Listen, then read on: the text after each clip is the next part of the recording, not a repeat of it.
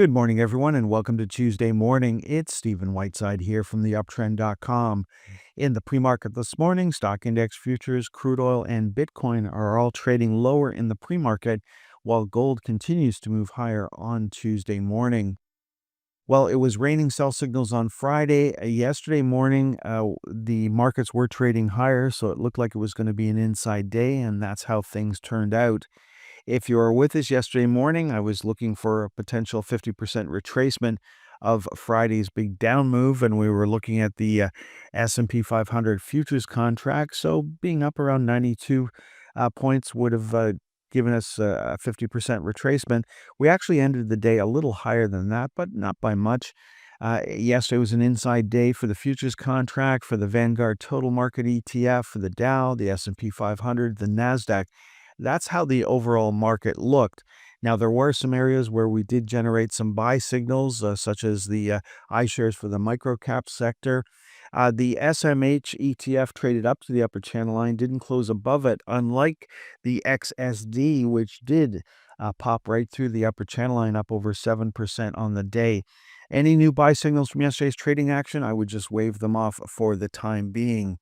Now, when we look at the NASDAQ 100, the top performers yesterday were all chip-related stocks except one.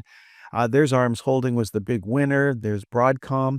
Now, Broadcom ended Friday on a sell signal, so if you came in yesterday morning and you sold at the open, you got basically Thursday's closing price. So, and then if you waved it off, of course, then you're still doing very well at the moment. Looking at ON Semiconductor, had a big update yesterday, no change there. Another inside day for Microchip, an inside day for Micron. Micron still on a buy signal, no change there. Inside day for NXP. Then Tesla was the first non-chip stock that showed up. It had an inside day, so no change in trend there. And then we've got Qualcomm having an inside day, and there's ASML Holdings moving up, closing in the channel yesterday, but certainly no change in trend. So any new buy signals that showed up from yesterday's trading action, I would just wave those off for the time being. There's too much opportunity for the market to move lower from here with the VIX elevated, and we are in the month of October. Now, there was a time when people rushed into gold during a financial crisis, and maybe that is what the price of gold is telling us now, that we're in a financial crisis, but the stock market just hasn't reacted yet. So there's gold making a new high and silver making a new high on Monday. Of course, both of those commodities could certainly help hold up the Canadian stock market on Tuesday as it catches up to the U.S. market, which was open yesterday, while the Canadian market was closed.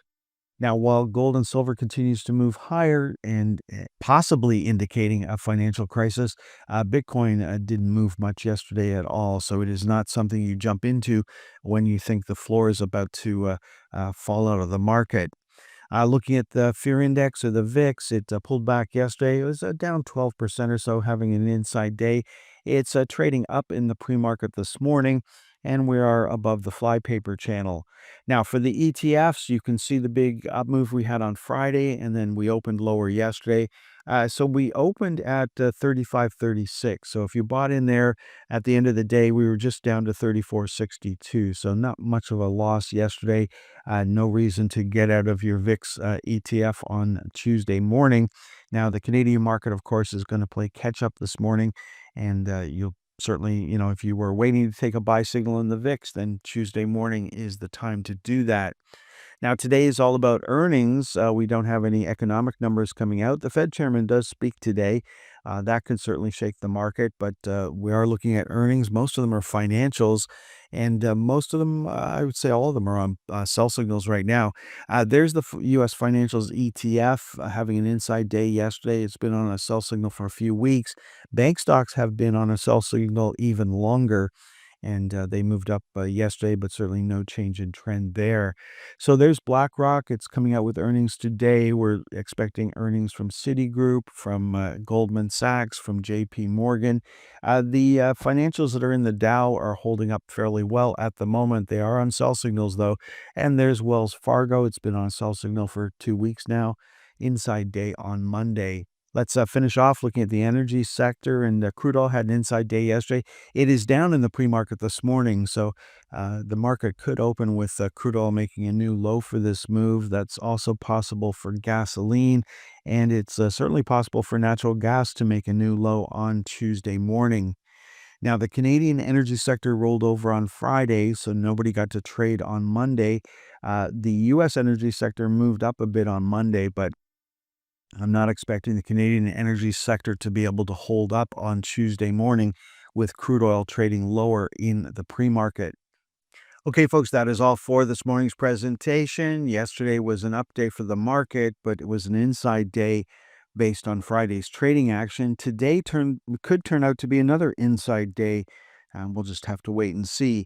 Now, if you saw any new buy signals from Monday's trading action, personally, I would wave them off and just sit on my hands for the time being. Yes, those stocks could continue to move higher, but there is certainly a much bigger possibility that the market continues to move lower and pulls everything down at the same time.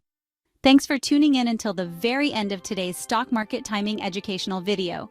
If you found the content valuable, don't forget to express your support by hitting the like button, leave a comment, sharing with your friends, and subscribing to our channel for more insightful updates.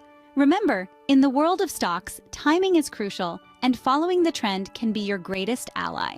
If you would like more information on how we can help you better time the stock market, please visit theuptrend.com.